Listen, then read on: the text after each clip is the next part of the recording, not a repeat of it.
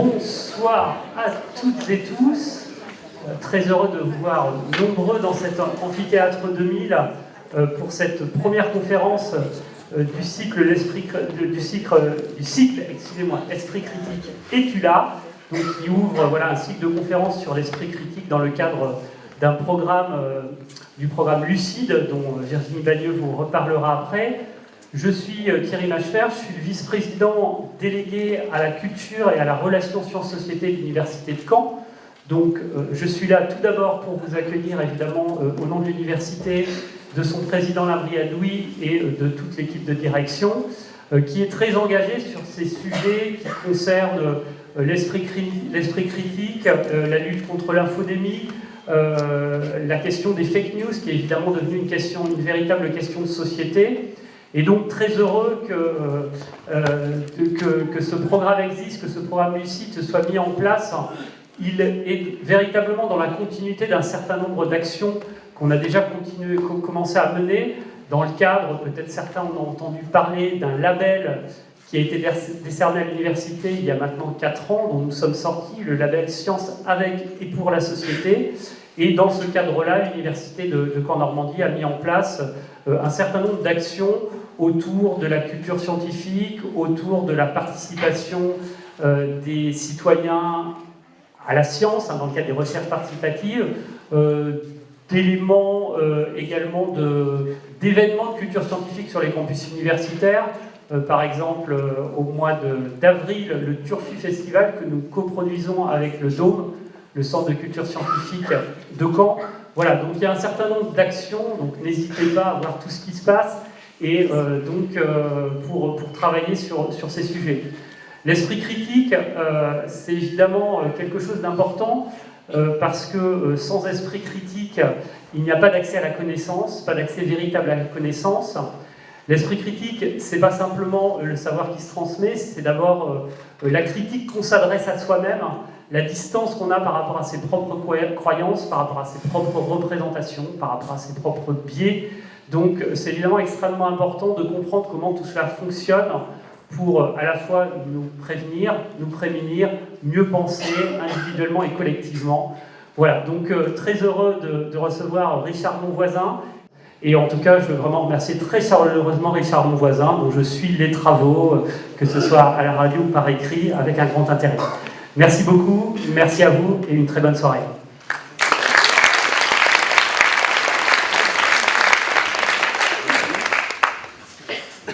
Merci Thierry, bonne réunion, à bientôt.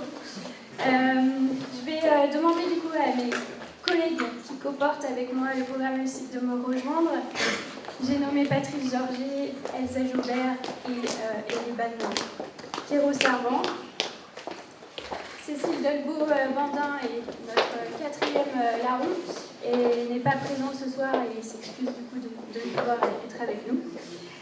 Donc, en ce qui nous concerne, nous sommes enseignants-chercheurs ici à l'Université de Caen et nous comportons le programme Lucide.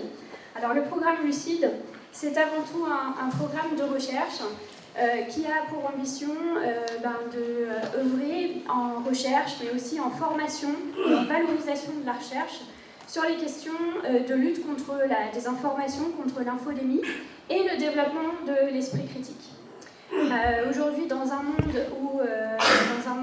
et dans une culture numérique, les menaces qui ont des formes hybrides, qui menacent directement la démocratie, la science, notre rapport à la santé, éventuellement même la manière dont on éduque les différents publics. Il convient de se poser la question de la résistance cognitive et de quels sont nos outils à l'échelle de chacun pour lutter contre ces menaces, garder le contrôle et la liberté de nos décisions. Donc ce programme se propose à la fois de développer des actions de formation, mais aussi de développer des activités de médiation scientifique à destination des citoyens et citoyennes pour que chacun d'entre nous, à notre échelle, on soit le relais d'un développement de l'esprit critique et de cette résistance cognitive. Donc l'idée ce soir, c'est de vous donner tout un ensemble d'outils, de connaissances, une méthodologie pour que ensuite vous puissiez être vous-même des ambassadeurs de cette lutte et de ces développements de l'esprit critique. Donc pour ce faire, on vous propose 4 rendez-vous. Donc, ce soir, c'est la conférence inaugurale. Et puis d'autres conférences viendront sur le mois de mars, notamment à Saint-Lô, avec la venue du coup de Christophe Michel de la chaîne YouTube Hygiène Mentale, qui me fait l'honneur du coup de co-animer cette conférence à Saint-Lô. Et puis ensuite Patrice Georget qui interviendra lui à Alençon sur la question de l'intuition, s'y fier ou bien s'en méfier. Et enfin la guerre de l'information, un séminaire qui clôturera du coup le premier cycle, David Colomb qui est historien et qui viendra nous parler notamment des ingérences étrangères. Donc ce cycle, c'est le premier. Il sera voué à être reconduit sur l'année 2026-2027 avec d'autres conférences et d'autres invités extérieurs à l'université, mais aussi en interne, puisqu'on a énormément de ressources en interne qui œuvrent également sur ces questions de développement d'esprit. Alors, pour lancer ce cycle de conférences, l'idée ne vient pas de nous, vraiment. Nous sommes un relais d'un cycle de conférences qui a lieu à la Sorbonne depuis l'année dernière et qui est porté par Gérald Bronner, qui a tenu du coup à nous faire un petit mot ce soir et qui est le lanceur en fait de cette question de lutte contre la désinformation à la Sorbonne. Donc vous avez le QR code qui vous permet d'avoir accès à toutes les conférences qui ont été captées à la Sorbonne avec différents invités et la conférence inaugurale de Gérald Bronner qui est en quatre volets. Donc je lui laisse la parole avant de vous présenter notre invité de ce soir. Bonjour à toutes et tous. Désolé de ne pouvoir être physiquement en quelque sorte présent parmi vous, mais merci de me donner l'occasion de vous dire quelques mots très rapidement. D'abord en remerciant Virginie Bagneux de me donner l'occasion de le faire et en vous félicitant pour cette remarquable initiative autour de l'esprit critique. On pourrait commencer en se demandant, dans le fond, pourquoi est-il si utile aujourd'hui de parler de l'esprit critique et de tenter de le promouvoir ? Cette question, en effet, prend facilement le tour, je dirais, d'un paradoxe, puisque, dans le fond, nous n'avons jamais eu autant d'informations disponibles, justement, pour nourrir notre point de vue, et pourquoi pas un point de vue rationnel sur le monde, et en même temps, le niveau d'études moyen dans nos sociétés n'a jamais été aussi important. Et il a même prodigieusement progressé depuis le début du XIXe siècle. Donc comment se fait-il que les progrès de la connaissance ne s'accompagnent pas mécaniquement d'une décroissance de ce que j'avais appelé du titre d'un livre en 2003, l'Empire des croyances ? Eh bien, c'est que la métaphore qui lie les progrès de la connaissance à l'Empire des croyances n'est pas celle des vases communicants. En d'autres termes, ce que l'un gagne, l'autre ne le perd pas forcément.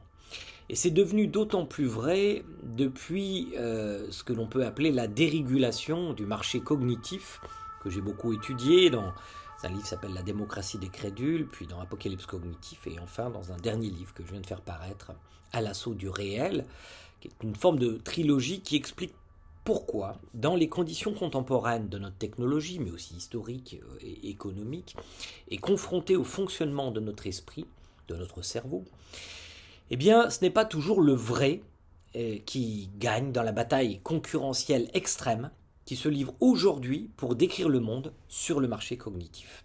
Il y a plein de paramètres, et je ne vais pas en faire le tour, qui expliquent cette situation un peu paradoxale. Et parmi tous ces paramètres, on peut dire que cette dérégulation du marché cognitif, disons, favorise la diffusion d'un certain nombre de propositions intellectuelles pour décrire le monde qui vont dans le sens de nos attentes intuitives, de notre fluidité mentale en quelque sorte. Cette fluidité mentale, elle est mesurable par un test, le CRT, que vous devez, je suppose, toutes et tous connaître, et qui montre que nous ne sommes pas d'ailleurs tous égaux face à cette tendance à nous abandonner à la spontanéité intellectuelle. Et il y a beaucoup de paramètres sociaux, économiques, qui président à cette inégalité.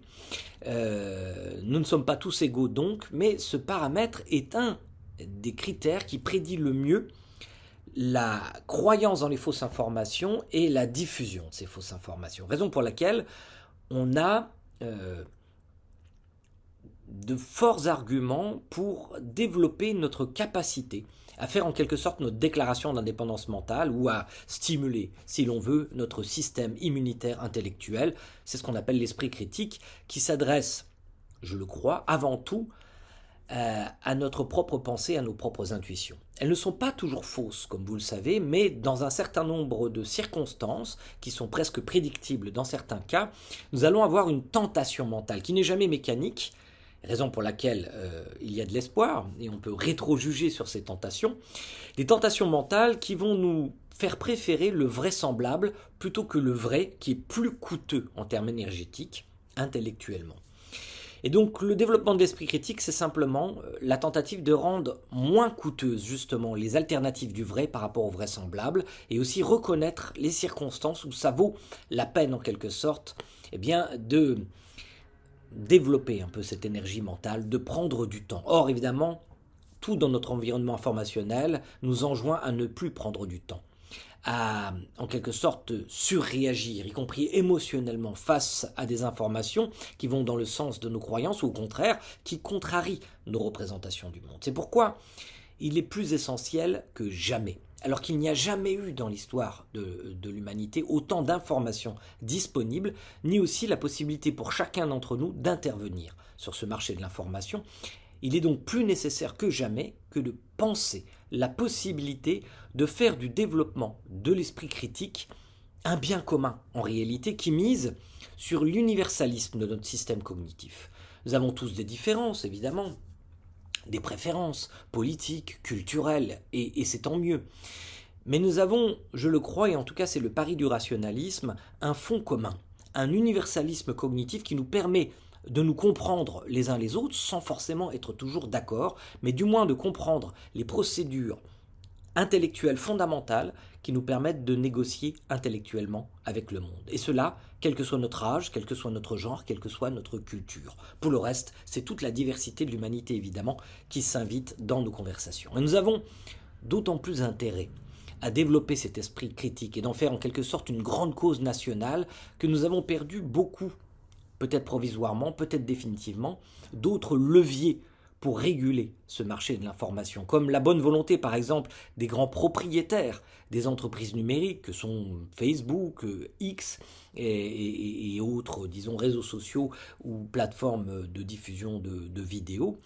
Nous avons perdu donc leur bonne volonté, eux qui, la main sur le cœur, il n'y a pas encore si longtemps, affirmaient avoir conscience de leur responsabilité. C'est du moins ce que Mark Zuckerberg m'a dit, par exemple, lorsque nous l'avions, avec plusieurs universitaires, rencontrés lors d'un de ses passages à Paris.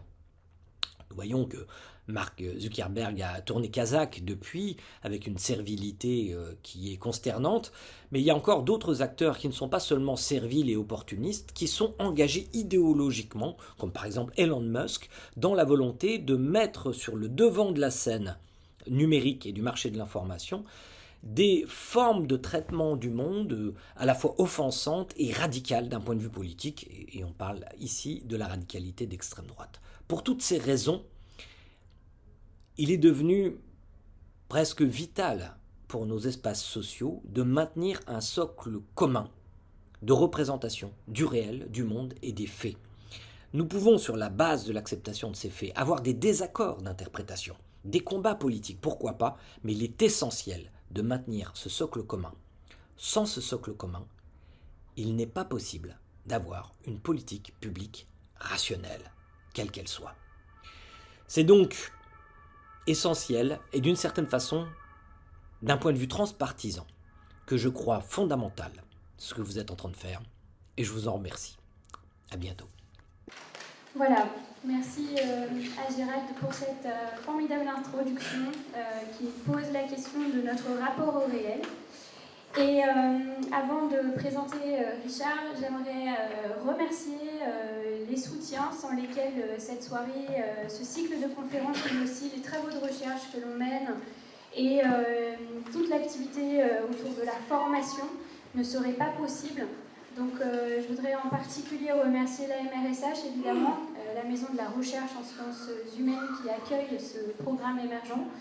Je voudrais remercier l'Université de Caen qui nous soutient via le label SAPS pour le défraiement de nous inviter et l'organisation des activités à venir.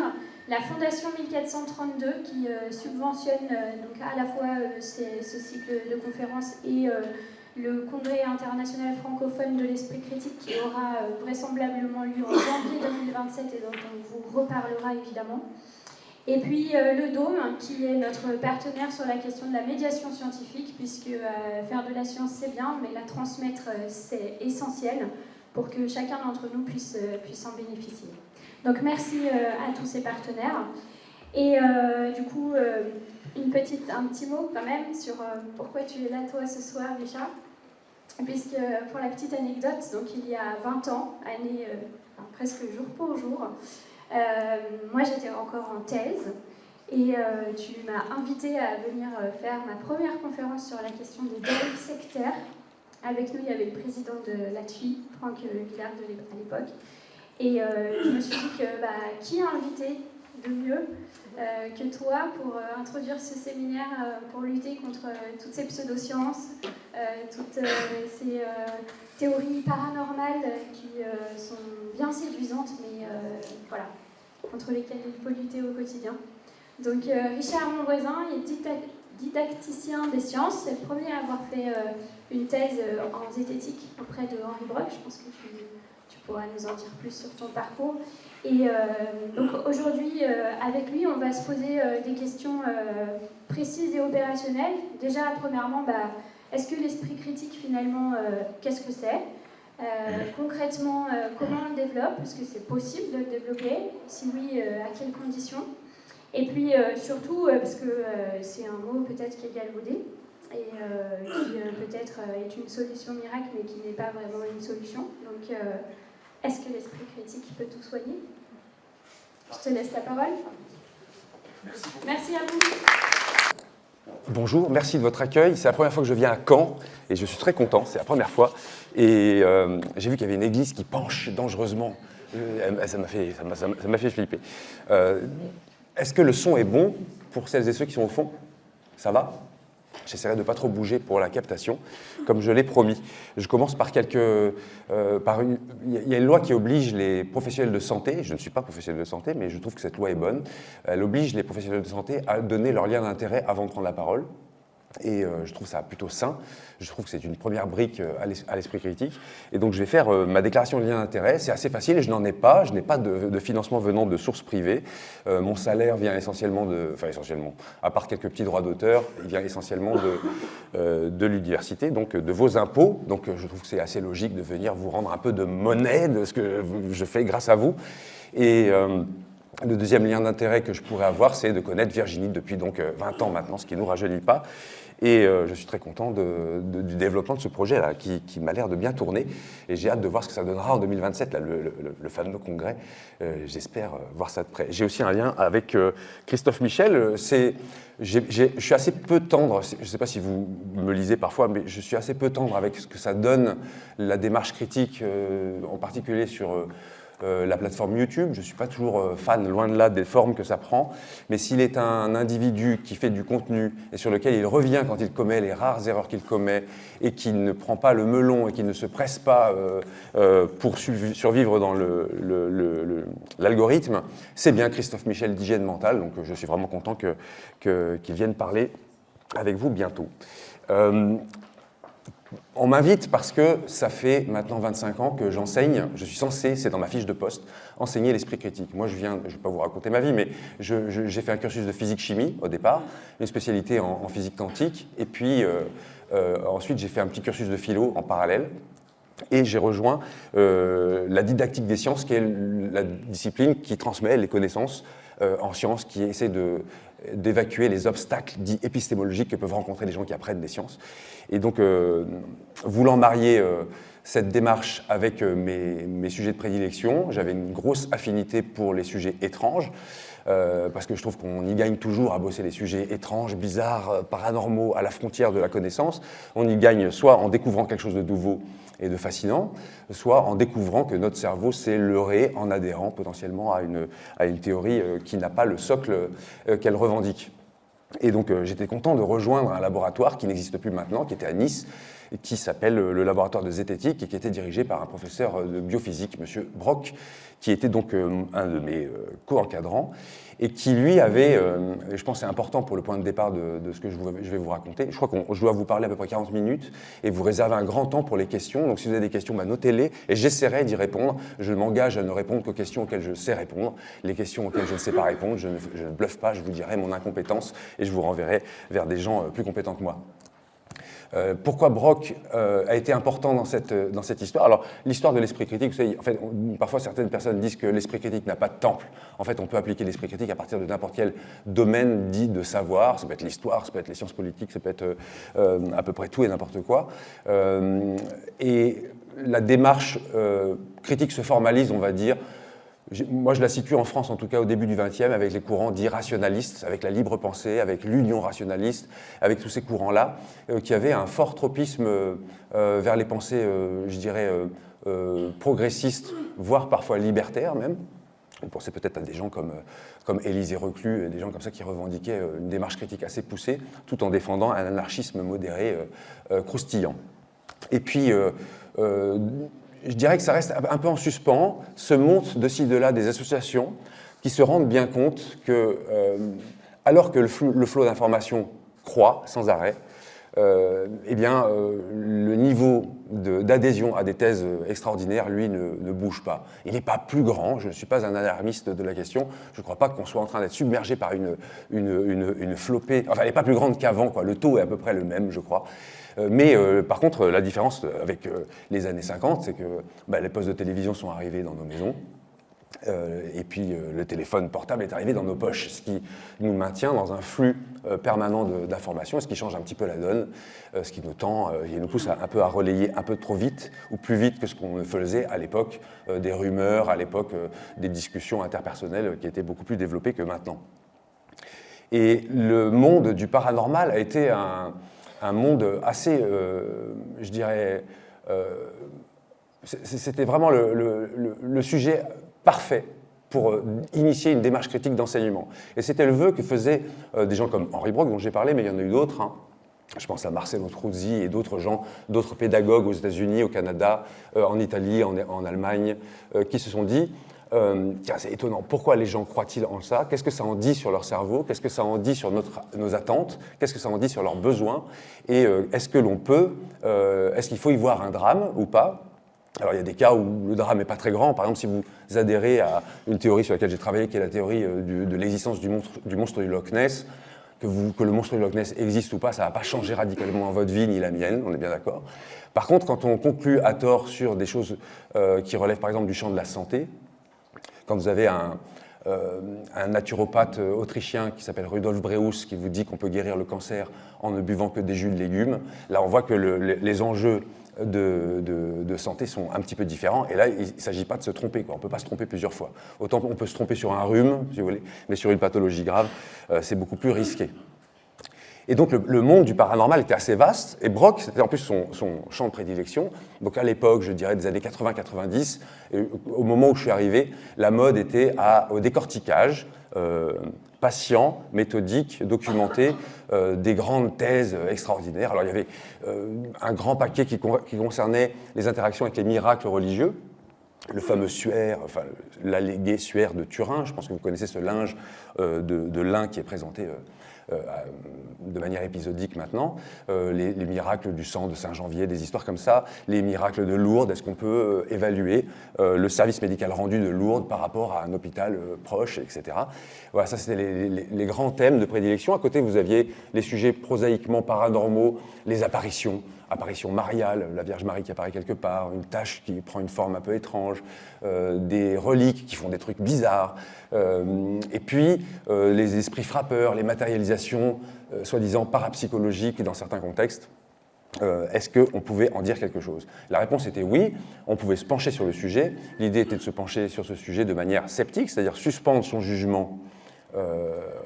Même si on a déjà un a priori, l'idée c'est de s'en défaire, et c'est ça, à mon avis, le plus dur à faire, c'est se défaire de son propre jugement et de donner une chance au phénomène de se produire. Donc moi je suis héritier de cette méthodologie-là, dont je me suis retrouvé, je dirais, pendant les 15 premières années de travail à être payé pour aller voir des radiesthésistes, voir des sourciers, voir des guérisseurs et des guérisseuses, voir des gens qui font... récemment, j'ai beaucoup travaillé sur la communication animale intuitive, je ne sais pas si ça vous parle, des gens qui rentrent en contact, qui disent rentrer en contact avec la psyché de leur animal de compagnie et en tirer des informations qu'on ne pourrait pas tirer autrement. Tout un sujet.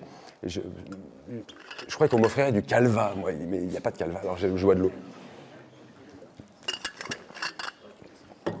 Ça ira très bien l'eau. Et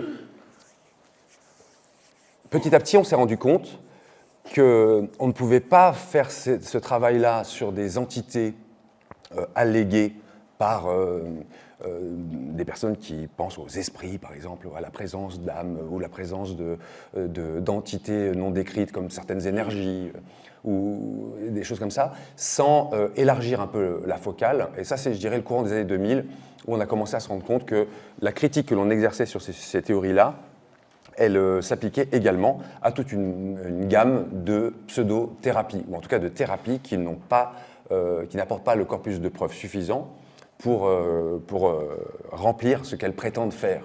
Donc je vous passe le détail des élixirs floraux, de tout plein comme ça de théories qui circulent. Est-ce que l'acupuncture, voilà, est-ce qu'elle a une efficacité spécifique? Est-ce que l'homéopathie a une efficacité spécifique? Est-ce que la thalassothérapie a une spécificité en termes de soins, etc. Donc là, on a élargi. Et petit à petit, on s'est rendu compte que l'outillage développé permet également de se pencher sur ce qu'on a appelé ensuite, à mon avis, peut-être pas à raison, les fake news, toutes ces informations fausses. Est-ce que le programme, est-ce que l'heuristique, est-ce que la structure qu'on va mettre en place sur le plan méthodologique, est-ce qu'on peut la déplacer sur des sujets qui sont finalement peut-être pas si importants à l'échelle de l'humanité, comme est-ce qu'il existe un esprit frappeur dans l'abbaye de Beton bétonné où j'ai passé 2 nuits à veiller si un poltergeist se produisait.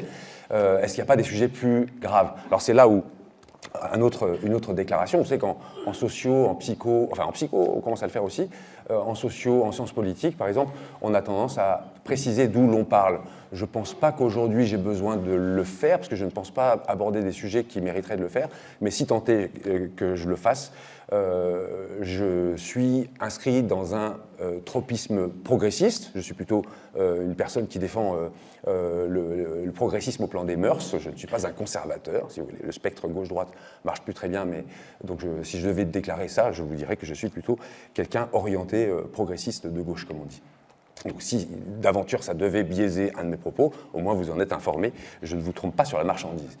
Et je vous dis ça parce que ça peut m'amener, par exemple, moi et mes collègues, à travailler sur des sujets sur lesquels on trouve qu'il y a une plus forte portée en termes de bien public. Parce que, bon, et d'ailleurs on nous a fait le reproche, vous êtes bien gentil de travailler sur la radiesthésie, alors que quand même la documentation elle est complète depuis longtemps et il n'y a pas grand-chose de nouveau qui se produit. Pourquoi perdez-vous ce temps-là et l'argent public à bosser sur ça, alors qu'il y a des sujets beaucoup plus graves? Et les gens avaient raison, et c'est comme ça que petit à petit, certains de mes collègues et moi, on s'est penchés sur des théories un peu plus complexes, un peu plus désagréable à lire. Moi, je suis payé pour lire ces trucs-là. Donc, est-ce que les thèses d'Éric Zemmour tiennent la route sur le plan historique? Est-ce que les affirmations de Donald Trump tiennent la route? Est-ce que...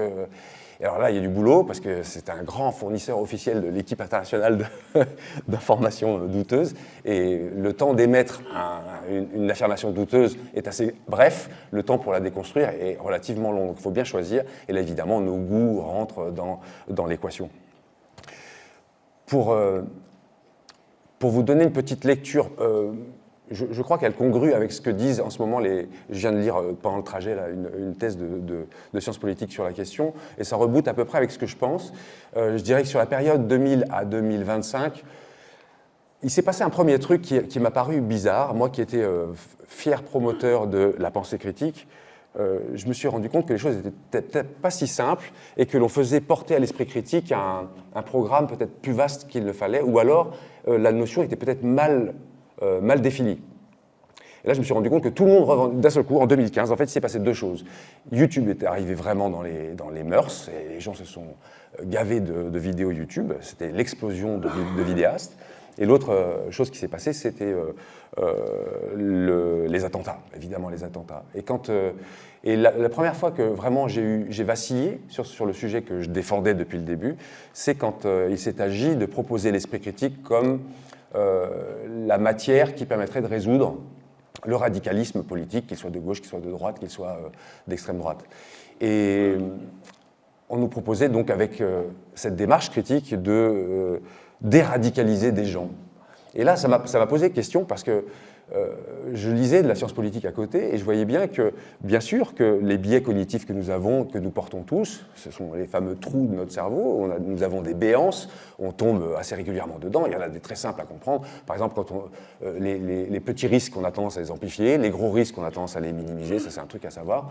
Il y a plein de biais cognitifs. Il y a des gens qui ont essayé de faire des listes. Je crois qu'on doit être à, je sais pas, je parle sous le contrôle de Virginie, il y en a 200 et encore si on prend des variantes, on peut arriver à 600. Donc si vous espérez, ou si j'espère les apprendre tous par cœur, je crois que c'est pas possible. Et on peut très bien les connaître sans pour autant arriver à les appliquer. Il suffit d'un contexte particulier. J'aime bien replacer dans le côté charnel des choses. L'année dernière, j'ai fait une pulpite dentaire. Vous voyez, une pulpite dentaire, vous avez une dent, elle a envie d'exploser dans votre bouche, et c'est épouvantable. C'est classé comme une des douleurs les plus affreuses que l'humain endure.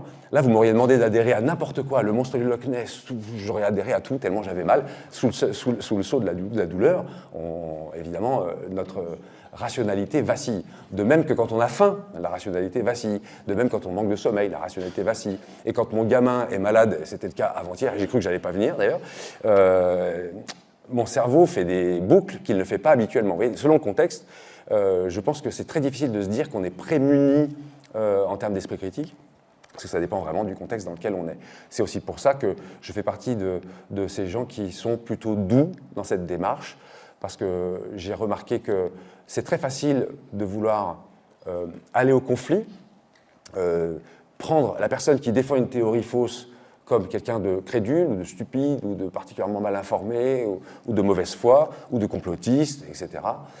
J'aime bien replacer les choses dans leur contexte. Les croyances ne se valent pas toutes. C'est ce qui fait d'ailleurs que je ne me lasse pas. C'est que quand quelqu'un vient avec une croyance et qu'une autre personne vient avec la même, en fait, les deux façons de la vivre sont vraiment pas les mêmes. Ce qui fait que la forme que je vais prendre ne va pas être spécialement la même. Si quelqu'un vient me défendre une thérapie alternative qui n'a pas de corpus de preuves et qu'elle me pose la question comme ça, tiens, qu'est-ce que tu en penses, et que ça n'a pas d'enjeu pour elle, la réponse que je vais lui donner, le fond sera le même, mais la forme sera vraiment très différente par rapport à une autre personne pour qui toute la vie est adossée à cette technique-là. Et là, je vais redoubler de douceur si je le peux. Je ne peux pas nuancer quand je fais une présentation publique ou quand je fais cours dans mon amphi, mais j'essaye en tout cas de pousser à une douceur, parce qu'il faut bien se rendre compte que ces croyances-là, qu'elles soient d'ordre spiritualiste, paranormal, qu'elles soient d'ordre sociopolitique, il y a des gens qui pensent qu'un complot juif contrôle le monde, ou que les reptiliens ont pénétré tous les rouages de la population, ce sont des croyances qui ne viennent pas de rien,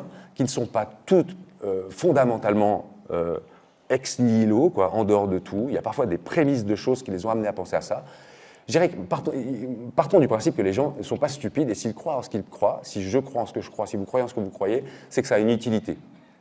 Et si on replace ça dans le contexte, on se rend compte que pointer les biais cognitifs chez les personnes, c'est un bon début, mais n'empêche que, déjà, posons-nous la question de est-ce que les nôtres sont comblés, et comme je vous le disais, je ne crois pas que ce soit possible. Et la deuxième chose, c'est quel est le contexte qui fait ça. Et quand on est face à quelqu'un qui défend une croyance mordicus, rappelons-nous que cette croyance, généralement, vient vertébrer la personne, vient structurer la personne, lui donner un cadre, une représentation du monde, et que shooter dans une béquille, ce n'est pas un acte très sympathique, je trouve.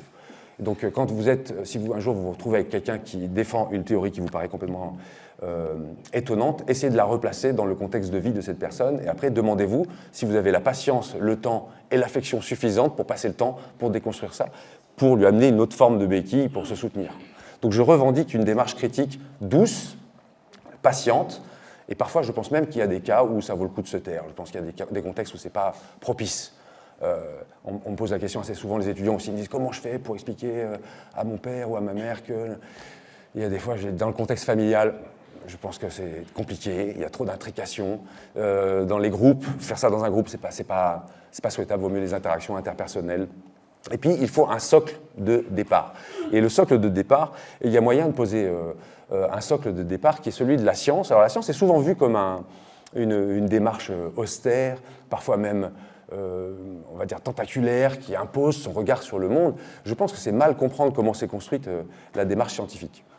Alors, je ne vais pas vous faire un cours sur la démarche scientifique, parce qu'en plus, il y en a plusieurs, mais au moins, elle congrue sur un point que peut-être certains philosophes voudront contester, et je suis d'accord, ils pourront me contester, j'argumenterai. Pour moi, la démarche scientifique, c'est essayer de dire des choses un peu moins fausses que celles qui ont été dites avant, et corriger les erreurs d'interprétation du réel, quand le réel nous envoie des informations qui nous obligent à les corriger. Si on applique juste cette phrase-là, essayer de dire les choses les moins fausses qui nous entourent, je pense que toutes les sciences rentrent dans ce programme-là. À la rigueur, vous pourriez me dire les sciences juridiques, bon, ça fonctionne un peu en décalé dans le temps. Les maths, vous pourriez me dire que c'est une grammaire et que ça ne marche pas vraiment parce que ça ne répond pas sur le réel. Mais prenez toutes les autres disciplines, ça ne pose pas vraiment de problème. En psycho, on essaie d'être au plus près de ce qui se passe vraiment dans la cognition des individus ou dans les phénomènes sociaux. Quand on est en sciences physiques, on essaie de regarder comment les molécules s'agencent et interagissent entre elles. Et cette démarche-là, elle repose sur il y a un préalable. Parfois, on me dit « Ah, mais quand même, vous avez quand même, vous aussi, une prémisse de départ. » Ben oui, en science, en fait, il y a une prémisse de départ. C'est que le monde existe.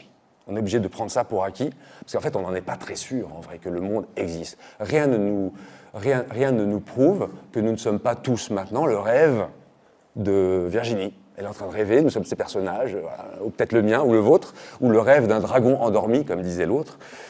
Comme disait, je pense, qui c'est qui disait ça? Je crois que c'était le révérend, c'était un révérend qui disait ça, j'ai oublié son nom. Il disait « Qu'est-ce qui me prouve que la Lune existe quand on ne la regarde pas ?» Vous voyez, ce genre d'argument nous pose la question de la réalité. Est-ce que la réalité existe vraiment?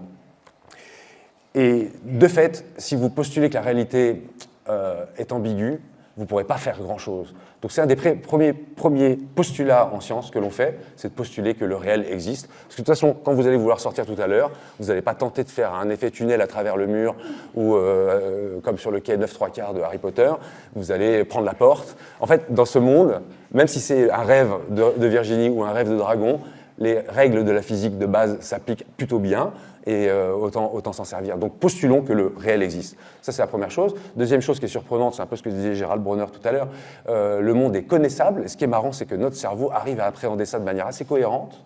Et en plus, on arrive à le formaliser, ce qui est vraiment assez génial. On arrive à le formaliser en mathématiques, on arrive à faire des choses et à le rendre prédictible dans une certaine mesure. Les choses le sont plus ou moins, mais en tout cas, on peut le rendre plus prédictible qu'il ne l'était auparavant. On peut prédire à l'avance l'existence, je ne sais pas, je pense que vous connaissez peut-être cet exemple de Darwin qui, trouvant, j'ai oublié le nom de cette orchidée, une orchidée assez incroyable puisqu'elle a un tube nectarifère très profond. Connaissant cette famille d'orchidées et sachant qu'il y a des papillons qui viennent polliniser ces orchidées-là en venant déguster le sucre qui est au fond du tube nectarifère, il trouve donc cette orchidée et il se dit « C'est bizarre, je ne trouve pas le papillon qui pollinise ça, mais je pense que, sachant tout ce qu'on sait, il est probable qu'un jour on le trouve. » Et il a fallu près de 100 ans pour qu'on mette la main sur un fameux sphinx qui s'appelle le sphinx de Wallace, c'est ce nom maintenant. Et l'orchidée, j'ai oublié son nom, c'est une orchidée de Madagascar très, très particulière. Donc on peut prévoir des choses. Et donc le troisième truc que je voudrais dire sur le plan de l'épistémologie, c'est quelque chose que bizarrement on tend vite à oublier, c'est qu'en science, nous avons une règle dite de parcimonie des hypothèses. Il s'agit de ne pas inventer la poudre tous les jours. C'est-à-dire que si je trouve une plante, je ne vais pas aller lui poser mon nom, juste « Ah, c'est une jolie plante, je vais l'appeler Ricardus Monvoisini. » et voilà. Non, on va d'abord me dire « Va regarder dans tous les bréviaires du Muséum d'histoire naturelle s'il n'y a pas déjà cette plante, pour ne pas créer des cases pour rien. » De la même façon, quand quelqu'un vient et me dit qu'il y a une communication animale intuitive et que donc un phénomène, une psyché, interpsyché se créerait d'un individu jusqu'à un cheval ou un chien ou un chat, avant de conclure que cette entité-là, ce fluide existe, je vais d'abord regarder dans ce qui est disponible dans la littérature pour voir si je peux l'expliquer de manière moins coûteuse, c'est-à-dire ne pas avoir à créer de toute pièce un nouveau concept. Et c'est comme ça qu'on utilise ce principe dit de parcimonie des hypothèses, qui porte un nom d'ailleurs assez croustillant. Je pense que vous avez déjà entendu parler du rasoir d'Occam, du nom de Guillaume d'Occam, ce moine franciscain du XIIIe siècle. Ça vous parle, ça, rasoir d'Occam? Voilà. Rasoir au sens de couper les énoncés, les entités non nécessaires pour comprendre le phénomène auquel on est attelé. Donc quand, par exemple, là je sors d'un énorme bouquin, ça fait 5 ans qu'on est dessus avec 2 collègues, sur le placebo. Évidemment, les questions qui se posent sur les questions de placebo et de nocebo, est-ce que, je sais pas, est-ce que l'homéopathie, par exemple, est-ce que les prouesses que réalise l'homéopathie, est-ce qu'elles sont explicables ou est-ce qu'il faut vraiment faire naître cette histoire de mémoire du solvant, mémoire de l'eau qui garderait le contact de solutions très diluées, etc. Quand on regarde la littérature, on se rend compte qu'on explique toute l'efficacité globale de l'homéopathie, parce qu'elle a une efficacité globale, qui est une efficacité qu'on range dans la catégorie des effets contextuels placebo. J'espère pas vous choquer en vous disant ça, mais je pense que c'est quand même assez notoire. Et l'idée de créer une mémoire de l'eau en plus, elle est surnuméraire. On dit qu'on la coupe avec le rasoir d'Occam, elle n'est pas nécessaire jusqu'à ce qu'on ait un jour une preuve qui prouve qu'elle existe. Mais pour l'instant, en tout cas, nous n'en avons pas besoin. Et c'est comme ça que l'on fonctionne, par parcimonie des hypothèses, et c'est ça qui nous fait abandonner, ranger dans le grenier des hypothèses qui, pour l'instant, n'ont pas reçu de preuves. Et c'est pour ça qu'on ne les incorpore pas dans la connaissance. Le don de sourcellerie, on sait expliquer la capacité des sourciers à trouver de l'eau un peu plus que la moyenne des gens, sans don. Et j'espère que ça ne vous choque pas. De toute façon, je ne suis ni ici pour vous choquer, ni pour vous faire plaisir. Il y a parfois des découvertes qui, moi-même, m'ont passablement ébranlé. Moi, je me rappelle petit, je croyais fermement ce que disait mon grand-père, qu'il y avait des plantes qui poussaient de manière préférentielle selon les phases de la Lune. Et j'y croyais, je m'appliquais à le suivre quand il allait planter ses oignons et ses racines et ses pommes de terre, etc. Et puis, heureusement, il était décédé, malheureusement, il était décédé, mais en tout cas, je n'ai pas eu à lui expliquer que tous nos tests qu'on a montés avec les étudiants n'ont pas fonctionné. Et de toute façon, il y avait déjà de la littérature sur le sujet. Ne vous embêtez pas à regarder les phases de la Lune pour planter vos plantes. Les plantes s'en foutent, elles s'en foutent complètement. De même qu'elles se foutent complètement de quoi elles se fichent. Elles se fichent de si vous leur chantez des chansons. On a testé avec les étudiants, on s'est cassé la tête à faire des tests là-dessus. On a testé de les insulter. Elles s'en complètement, elles s'en fichent complètement. Les haricots se fichent complètement des gros mots que vous pouvez leur dire. Par contre, elles ne se fichent pas de... Bon, c'est pas le sujet, mais elles ne se fichent pas si vous les frottez trop. Voilà. Sachez que les plantes, au bout d'un moment, elles en ont un peu marre que vous les frottiez trop. Alors, je fais pas très bien la plante, mais elles essaient de s'en aller, quoi. Elles essaient d'éviter. J'ai une amie qui travaille sur les plants de tomates et qui fait des frictions sur les plants de tomates pour ça. Il y a des gens, ils font des travaux tout à fait ébouriffants.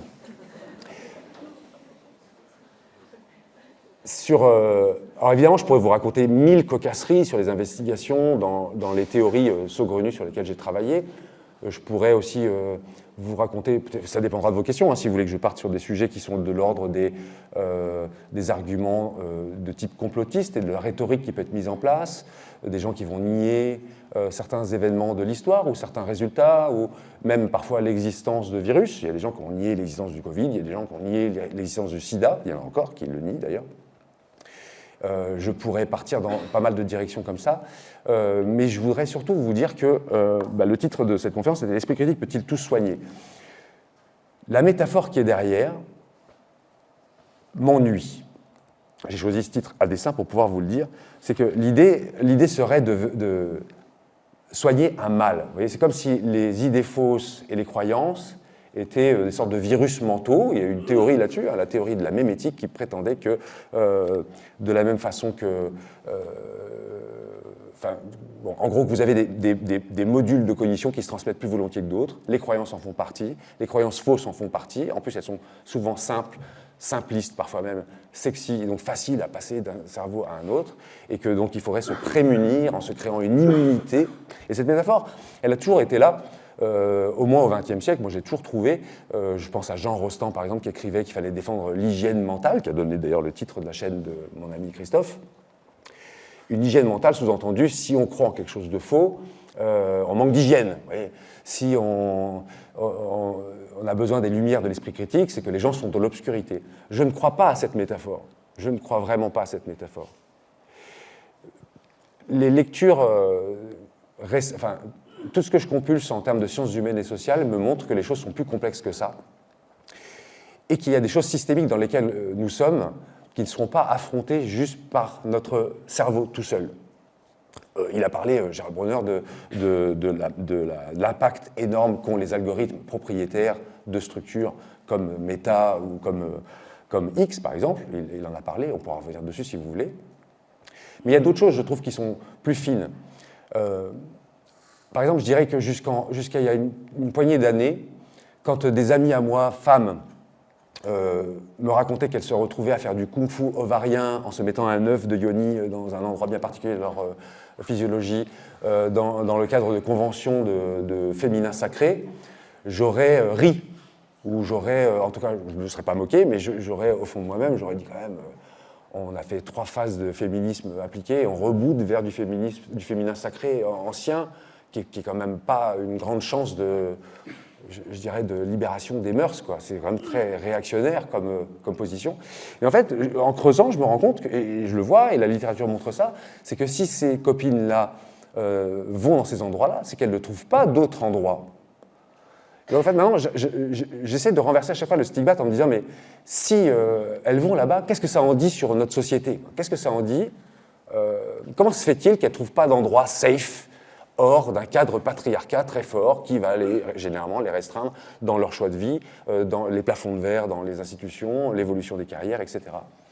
Quand quelqu'un se retrouve à aller consulter un chiropracteur, qui est une théorie qui, j'espère pas vous choquer comme ça en vous le disant, mais on a passé pas mal de temps là-dessus avec l'école de kiné de Grenoble, la chiropraxie ne remplit pas les prétentions qu'elle dit, mais quand on voit quelqu'un qui, pour son chien par exemple, va consulter un chiropracteur canin, on peut dire quand même, pourquoi aller consulter un chiropracteur canin?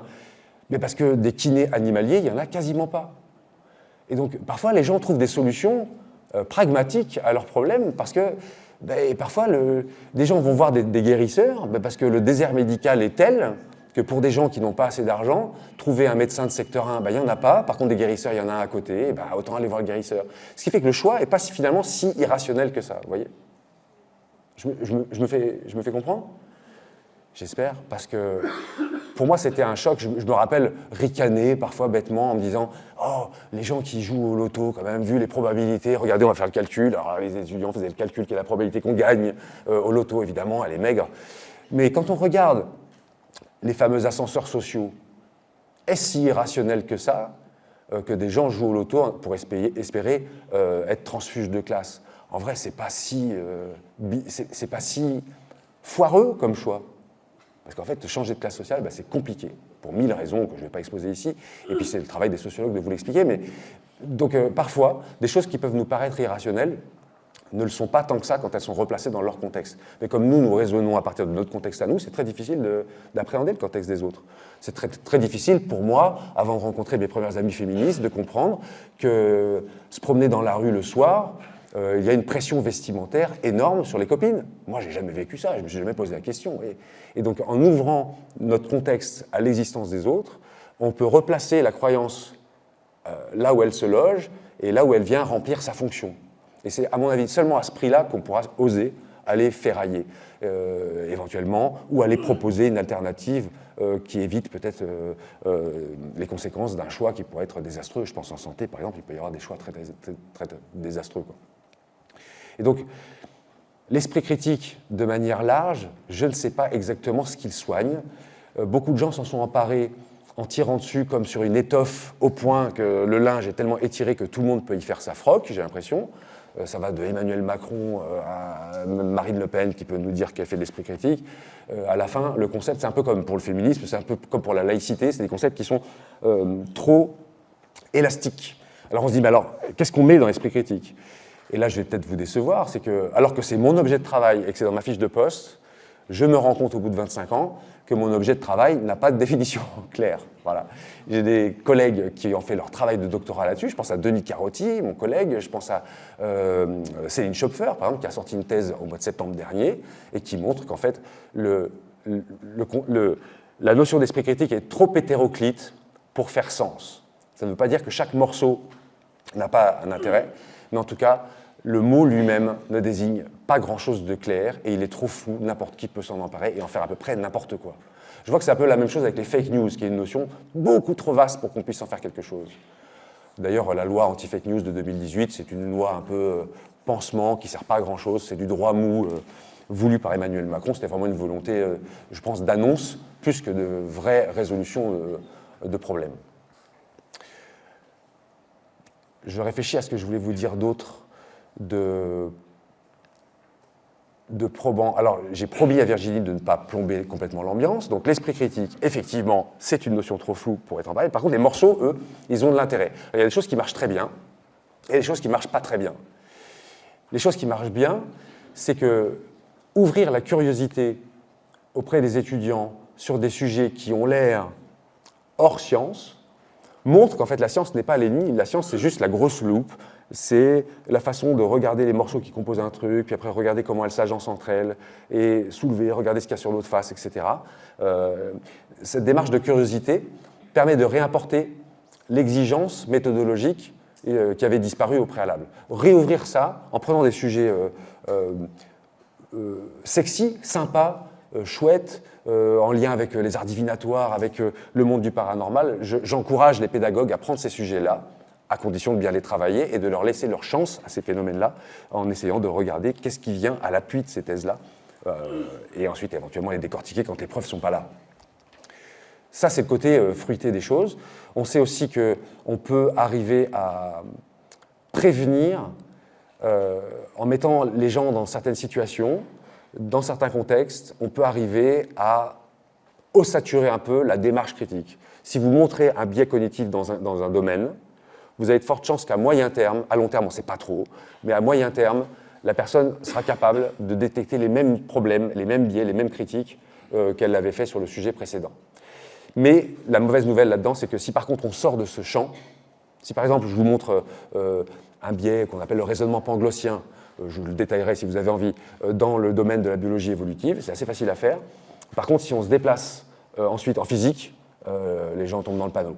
Voilà. Si on se déplace en sciences politiques, on tombe encore plus dans le panneau. En fait, on n'arrive pas à rendre transversaux nos outils. C'est votre boulot, hein, les psychos. Hein. J'espère que vous avez trouvé une solution à ça.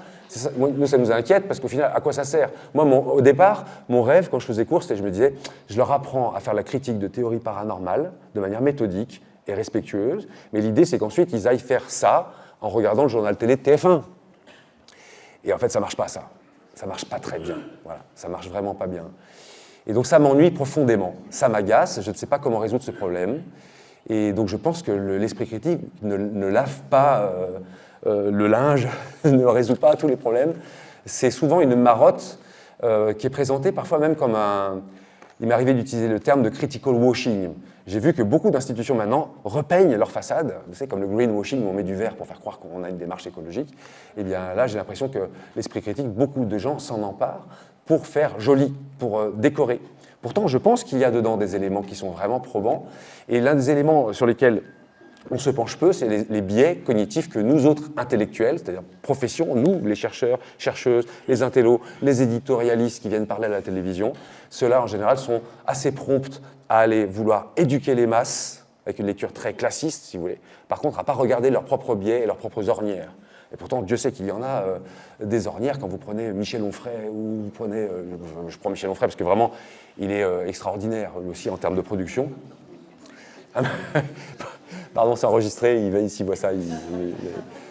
Mais ouais, ce gars, bon, voilà, bon, je vais pas. Il faut être capable de.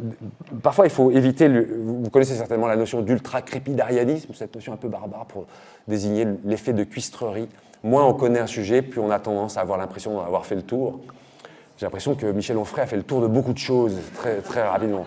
Mais ce n'est pas le seul, malheureusement. Et ce qui est le dramatique, c'est que dans les interventions publiques, et même parfois dans les girons même des décisions politiques, vous avez des gens comme ça. Alors qu'à côté, il y a des chercheurs et des chercheuses qui bossent spécifiquement sur ces sujets. Et je regrette de ne pas les voir convoqués dans les grandes institutions. On leur préfère des gens à la chevelure poivre et sel et des chemises ouvertes. Et ça me navre un peu. Ai-je une conclusion? je ne sais pas si j'ai une conclusion. Je ne sais pas si on peut conclure. En fait, le champ de l'esprit critique, c'est devenu un sujet que depuis 15 ans. Je vous jure que jusqu'à 2015 à peu près, quand je parlais d'esprit critique, on se moquait. Les gens disaient, mais à quoi ça sert puisque de toute façon, l'éducation nationale le fait déjà. Ça, c'est quelque chose qui a beaucoup énervé mon collègue Denis Carotti, qui a dit, alors, si l'éducation nationale le fait déjà, où ? Alors il a cherché, il a épluché tous les programmes, les bulletins officiels d'enseignement. Alors à l'université, c'est compliqué parce qu'il n'y a pas de bulletin officiel d'enseignement. Mais par contre, à l'éducation nationale, il a regardé. En fait, il a vu que c'était écrit partout, esprit critique, mais il n'y avait rien associé spécifiquement à ça. Il m'arrivait même, dans les INSPE, enfin à l'époque ça s'appelait les SP, non même avant ça s'appelait les IUFM, si j'ai bonne mémoire. À l'IUFM, quand j'avais proposé d'introduire un cours de pensée critique à l'intérieur de l'IUFM de Grenoble, des inspecteurs pédagogiques régionaux m'avaient répondu, quand je leur avais exposé un peu l'empan, la largeur des outils que ça mobilise un peu d'épistémo, de la philo, des sciences humaines et sociales pour comprendre les contextes, de la méthodologie scientifique et des protocoles expérimentaux de base, et puis un peu de philosophie morale pour couronner le tout, et puis de la psychologie sociale pour comprendre comment, dans un cadre, eh bien, parfois on peut être amené à faire des choses qu'on n'aurait pas voulu, parce que vous vous rappelez tous les thèmes à la 1000 grammes et à la soumission à l'autorité. Les inspecteurs pédagogiques régionaux, parmi les plus âgés de la salle, avaient râlé. Ils avaient dit, mais vous vous rendez compte, si on introduit la pensée critique avec un programme comme ça, un programme subversif comme celui-là, comment allons-nous tenir nos classes ? Ce qui était quand même un argument qui m'avait laissé très perplexe, quoi. Donc c'était plutôt mal vu. Maintenant, la joie que j'ai, c'est de voir qu'il y a plein de doctorants qui s'emparent du sujet. Je vois qu'il y a des colloques qui se créent sur la question. Je suis très content de ça. J'espère que vous arriverez à contribuer de votre manière, de là où vous êtes. Je pense que c'est quelque chose de tendanciel. Parfois, on dit que c'est, vous savez, c'est vectoriel comme démarche. D'où que vous soyez cuisinier, boulangère, je pense que vous pouvez vous-même instiller une direction vers l'assainissement des contenus qui nous entourent. Et le premier conseil que je hasarde, mais les conseils n'engageant que celui qui les donne et pas celui qui les reçoive, rien qu'en ne repostant pas trop vite un sujet qu'on ne maîtrise pas, c'est déjà pas mal. C'est déjà un bon début.